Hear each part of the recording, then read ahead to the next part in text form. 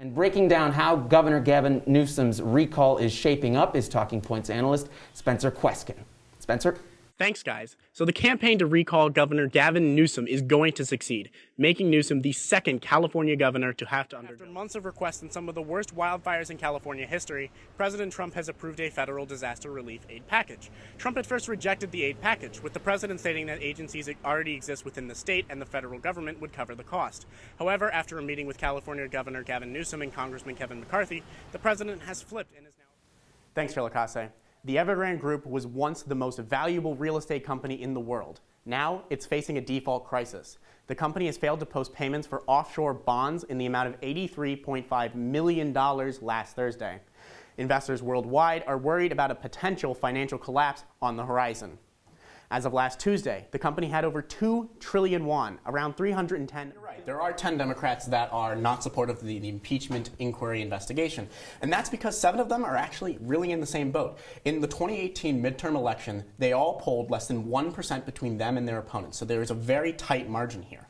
And one of these people is actually here with us in central New York, Anthony Brindisky. These recent protests follow a series of protests against police brutality that began back in 2020.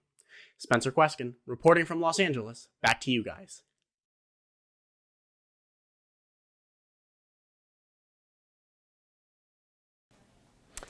And moving on to the European Union, their Executive Commission has just released its first report on adherence to the rule of law. The Democracy Report was published just days before leaders in the EU began meeting for budgetary discussions. Live from Los Angeles to break down this report and how it could affect EU relations is Talking Points analyst Spencer Kweskin. So this report in particular went really hard on Poland and Hungary. How have they reacted to these allegations?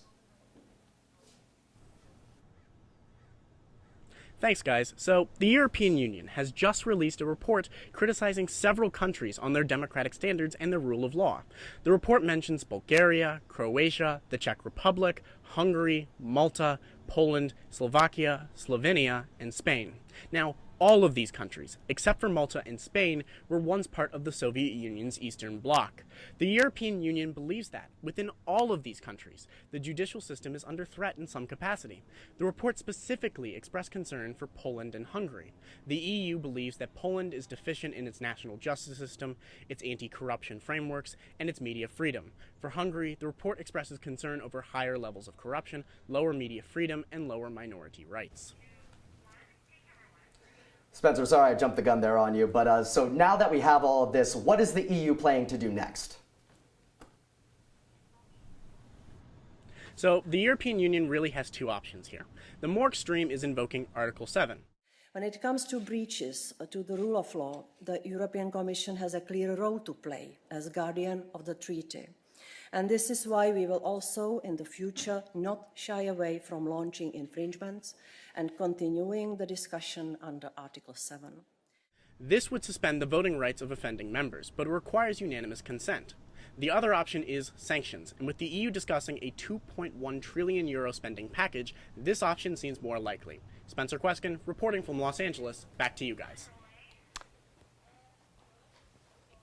Coming up on Talking Points, a Monday night roundup of other big stories from this past week. That's next.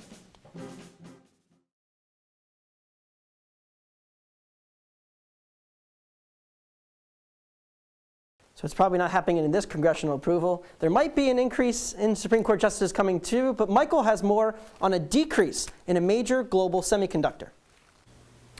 That's right, Anthony. There's a major shortage in global semiconductors. Now, those are the parts used to build computer software. As demand for electronics continues to increase, this shortage could potentially be a major economic problem. Here with more is Talking Points analyst Spencer Kweskin. Thanks, guys. A global shortage is affecting every electronics industry. The shortage is with semiconductors, which are silicon chips that allow electronics like your car, your phone, and your television to function properly.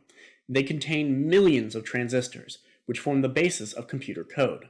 If electricity flows through a transistor, then that is registered as a 1.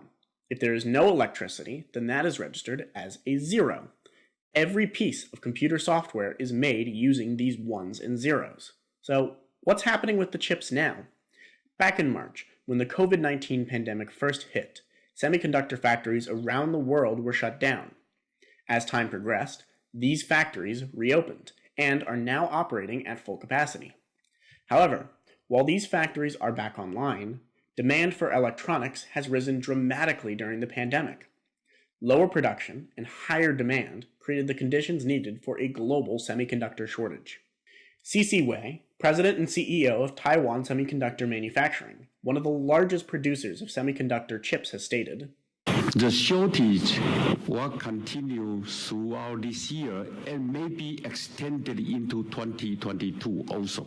To help accelerate the production of chips to end the shortage, Senators Mark Warner of Virginia and John Cornyn of Texas, along with Representatives Doris Matsui of California and Michael McCall of Texas, have introduced the bipartisan Chips for America Act, which provides an income tax credit for semiconductor manufacturing investment through 2026. President Biden seems to support the bill, stating, "We're investing aggressively in areas like semiconductors and batteries. That's what they're doing and others.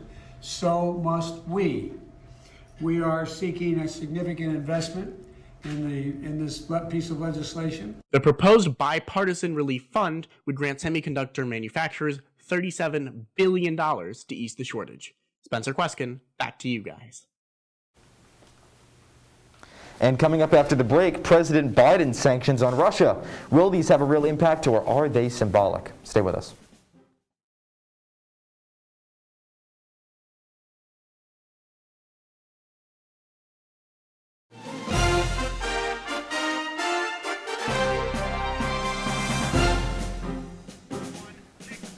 North Korea has resumed its missile testing program, and tensions continue to rise between North Korea and the United States. Breaking down the situation is Talking Points analyst Spencer Kweskin. Spencer? Thanks, Mariah. Tensions between North Korea and the United States continue to mount as North Korea continues its missile testing program. Back in 2018, ahead of former President Trump's first meeting with North Korean leader Kim Jong-un, North Korea agreed to a self-imposed moratorium on nuclear and long-range missile testing. This lasted for 2 years, until talks broke down in late January last year when North Korea rescinded its test moratorium. This led to more missile tests from North Korea, the most recent being a last-month ballistic missile test. The missile last month was fired from Jagang, rose 20 miles, and landed 124 miles away in North Korea's eastern waters. Last week, during a presentation at the Defense Development Exhibition Self-Defense 2021, Kim Jong-un stated, "The U.S. has frequently signaled it's not hostile to our state, but there is no action-based evidence to make us believe that they are not hostile. The U.S. is continuing to create tensions in the region with its wrong judgments and actions." In response to the recent escalations in missile testing and tensions between North and South Korea, Press Secretary Jen Psaki stated, "They, of course, are aware of the missile launch, as are we. They've also stated that they have assessed that this event does not pose an immediate threat to U.S. personnel or territory or to our allies."